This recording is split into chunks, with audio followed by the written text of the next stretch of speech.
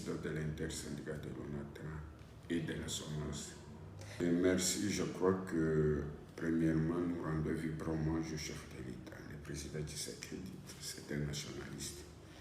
Vous savez que la reprise des trafics au niveau de l'ONATRA, plus de 20 ans, c'est maintenant, avec les chefs de l'arrivée au pouvoir du président Tshisekedi, que cette entreprise a vraiment repris la renaissance. Je peux donner un exemple.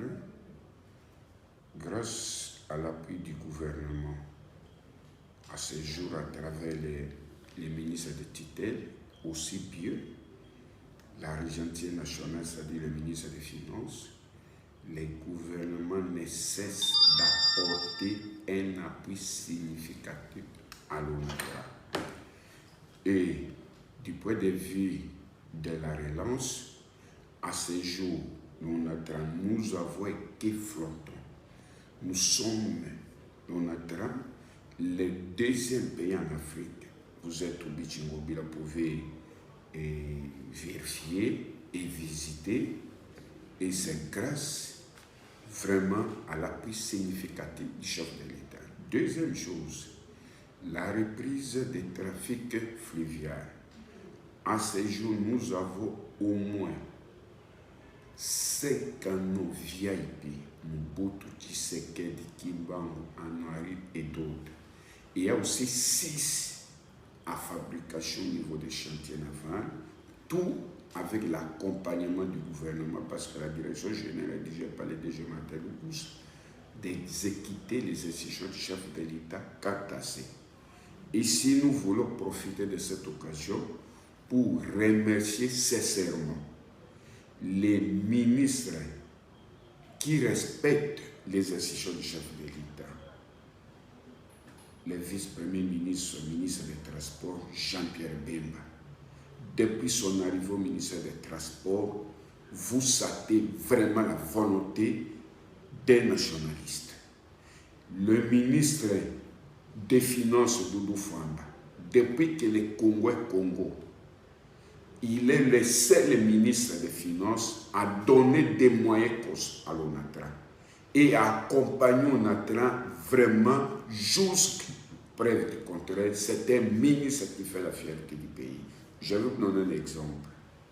Le président, lors des tripartites, le 11 juin 2024, nous étions à tripartite à la cité de l'Union africaine avec le chef de président de la République. Et c'était toute la première fois que l'ONATRA, depuis qu'on a créé cette entreprise, le président attaque un nationaliste, accordé 4 pays aux agents de l'ONATRA parce que nous sommes en difficulté, il y a la situation baisse drastique de recettes.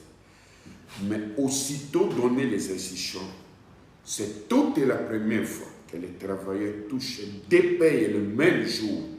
Le ministre des Finances, Doudou Fwamba, a exécuté les institutions du chef de l'État. Plusieurs réunions, moi, avec lui, et au cours d'une réunion tripa pour présenter à l'ONATRA 2 pays. C'était le 26 juillet, les agents de l'ONATRA. Il est le seul ministre à affronter les agents, le seul ministre des Finances, à affronter, à donner un message, s'adresser aux travailleurs de l'ONATRA devant les bâtiments, depuis que la RDC, depuis l'indépendance de notre pays. Voilà des nationalistes, déjà un ministre qui a le souci de ses compatriotes. À l'heure où nous parlons sur les 4 pays, vous allez me poser la question, il a exécuté combien? Le ministre des Finances a exécuté les institutions du chef de l'État. Et donc, 4e pays en cours déjà vers la banque. Début semaine prochaine, les travailleurs vont toucher.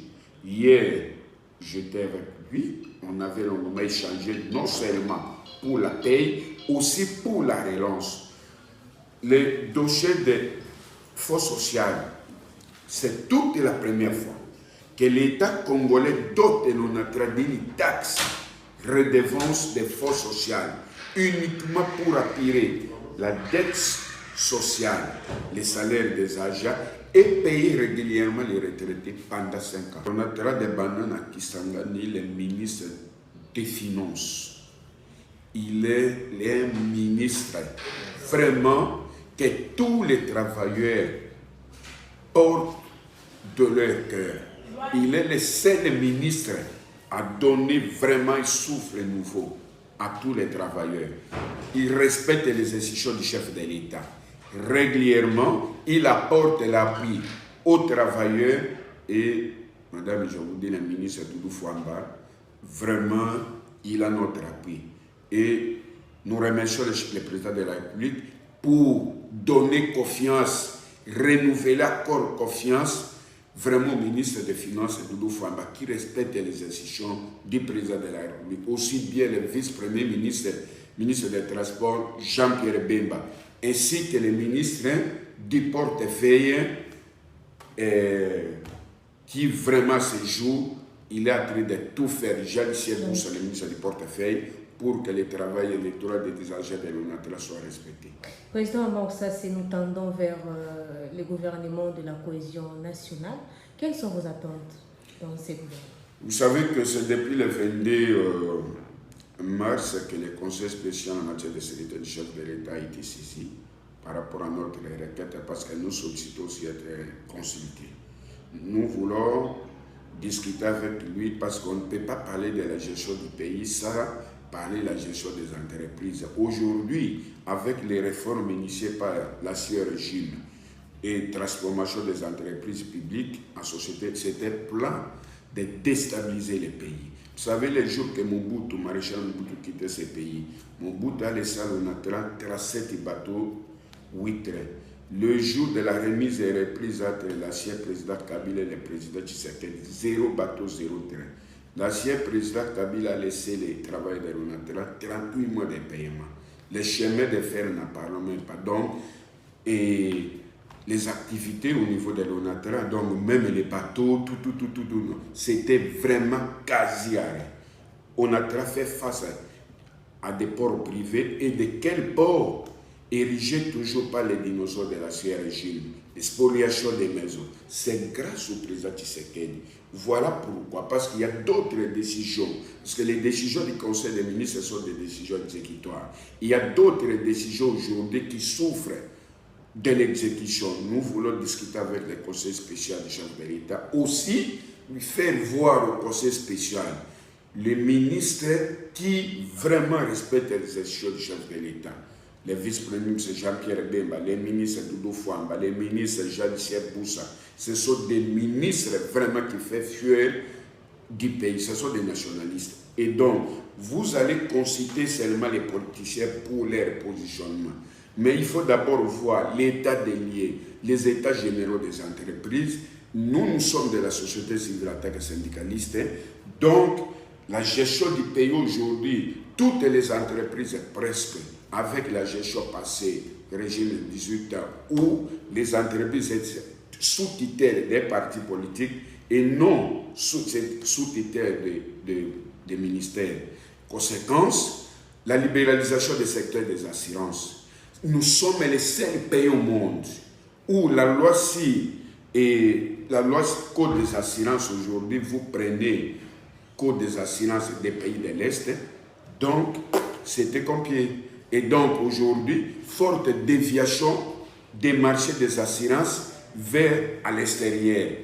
Preuve, il y a ce qu'on appelle même à l'époque de maréchal Mobutu, des brèches obligatoires, des brèches à caractère de souveraineté du pays. Nous sommes les seuls pays où les gens circulent avec des véhicules sans assurance.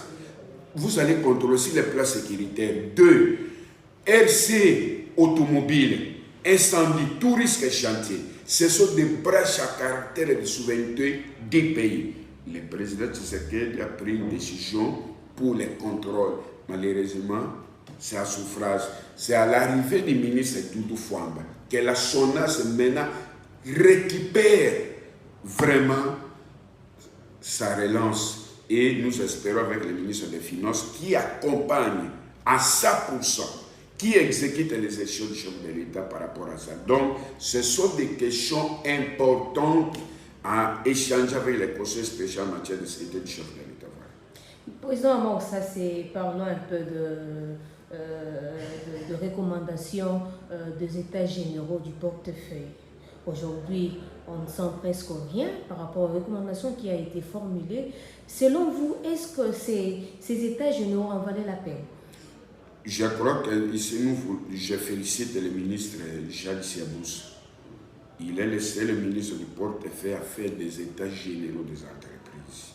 Il a constaté, l'État congolais a constaté la faillite des entreprises parce que réforme initiée, comme je viens de le prendre par l'ancien régime, c'était plein de déstabiliser. Aujourd'hui, prenons le cas de l'ONATRA.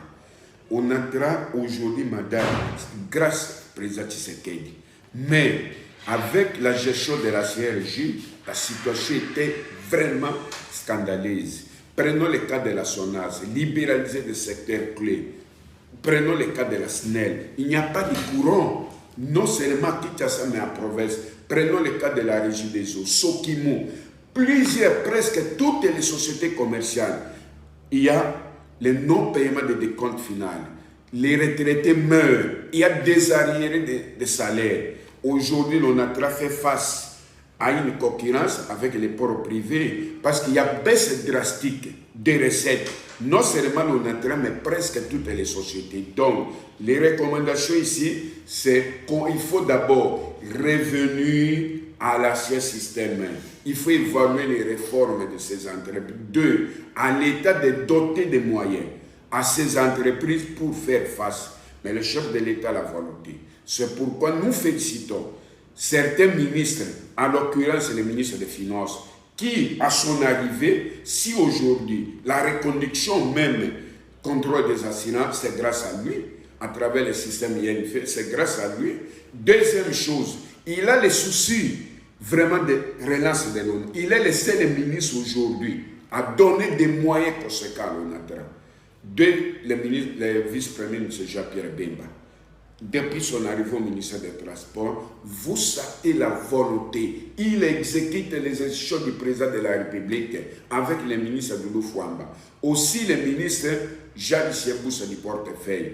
Ce sont vraiment des ministres qui marquent et qui prouvent que ce sont des nationalistes et ils sont vraiment félicités. Président, on ne peut pas clore ces débats sans pourtant aborder la question de l'Est de la République. Quelle est votre lecture sur la situation qui gangrène l'autre partie de notre pays, celui de l'Est de la République? Nous sommes derrière le président de la République, c'est un nationaliste. Il a été élu par le peuple. Est-ce qu'aujourd'hui il est normal que pour gérer le pays, il faut prendre des armes?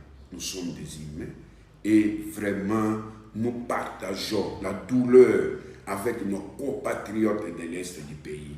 Et nous regrettons parce qu'aujourd'hui, pour avoir le pouvoir, il faut prendre les armes et tuer les Congolais. Non. Aujourd'hui, vous prenez par exemple les pays comme le Rwanda qui nous agressent jusqu'où nous sommes un peuple. Nous sommes derrière le chef de l'État. Et madame, nous serons invités dans notre meeting parce que la semaine prochaine, nous allons nous prononcer et tous les travailleurs sont derrière le président de la République. Nous avons la chance, nous, Congolais, là, d'avoir un nationaliste à la tête du pays. Donc, le président, il a la volonté. Moi, vraiment, je suis témoin. C'est grâce avec Fachi, aujourd'hui, nous avons que flottant. Nous sommes le deuxième pays en Afrique. Grâce avec Fachi, toute la première fois que les travailleurs touchent deux pays le même jour. C'est grâce à Fachi. Reprise, nous avons aujourd'hui des canaux VIP. Mobutu, Kassavo Boutou, c'est grâce à Fachi. Il a trouvé cette entreprise KO. Donc, nos compatriotes de l'Est, nous sommes de cœur avec vous et nous condamnons cette agression fermement. Moi, je soutiens le chef de l'État. Je suis derrière le président Tshisekedi. Tous les travailleurs sont derrière le président. Voilà des questions que nous voulons échanger avec les conseils spéciaux parce qu'il ne faut pas nommer des ministres spectaculaires. Il faut nommer des ministres travaillés, des ministres qui vont respecter les instructions du chef de l'État.